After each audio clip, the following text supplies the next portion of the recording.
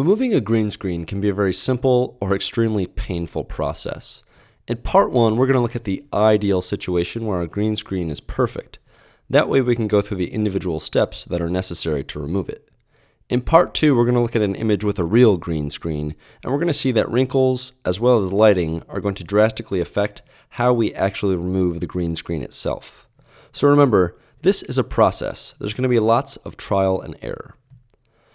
We're going to work with R2-D2, and we want to put him in this sandy environment where he belongs.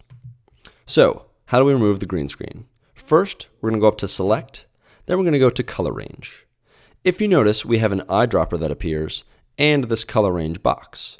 So the first thing you want to do is eyedropper the green screen color. Right away, you'll notice that in this little menu, the entire background turned white. That's because that's the color that we just selected.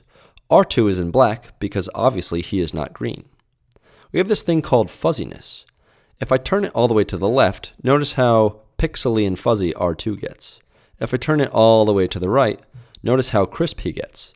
The fuzziness controls the shades of the color that you just eyedroppered. So I want to select as many shades of this green as possible. Again, because we're in the ideal, this worked really well. Now I can hit OK. If I zoom in, we're going to notice that when I hit delete right away, there's still a little bit of green around R2. So I'm going to go ahead and undo that.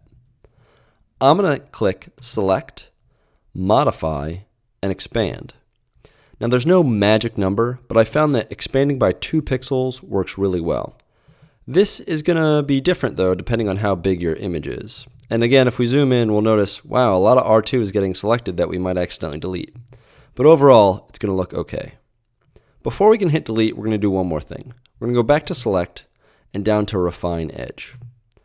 Again, there's no magic number, but if we set the smooth to 10, it actually works really well. Now I'm ready to hit delete. When I do that, we'll notice that R2 looks almost perfectly cut out. Now he's ready to be moved around. Maybe we need to scale him, but we should notice there's really no green around him and we've removed the screen completely.